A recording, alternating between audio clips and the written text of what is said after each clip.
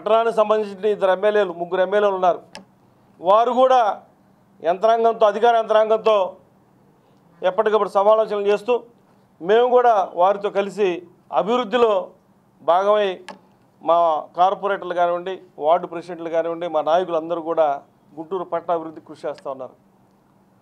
గుంటూరు పట్టణాన్ని అభివృద్ధి చేయకుండా ఇప్పటివరకు కూడా అవినీతికి అలవాటు పడి అభివృద్ధిని వదిలేసి ఇక నా వల్ల కాదులే, ఇక నాపై ఎదురు తిరుగుతున్నారని మనోహర్ నాయుడు నిన్న మేయర్ పదవి రాజీనామా చేయడం జరిగింది.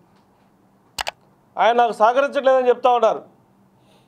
4 సంవత్సరాలు సహకరించిన వాళ్ళు 4 నెలలు 3 నెలలు ఎందుకు సహకరించట్లేదు? మీకు 2 నెలలు 3 నెలల నుంచి అంటే మీపై ఉన్న ముద్ర అటువంటిది.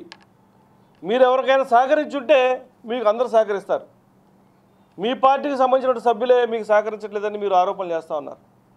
అభివృద్ధిపై దృష్టి పెట్టి అందరినీ కూడా కలుపుకొని పోయే విధానం ఉంటే అందరూ కూడా సహకరిస్తారు. మనకి రాజకీయంగా మొట్టమొదటిది అవతల వ్యక్తులను రాజకీయంగా ఇబ్బంది పెట్టడం కాదు, అందరితో కలుపుకుపోయి అందరినీ కలుపుకొని అభివృద్ధికి ముందడుగు వేయాలని చెప్పి అప్పుడే అందరూ కూడా మనతో సహకరిస్తారని చెప్పి తెలియజేస్తూ ఉన్నాం.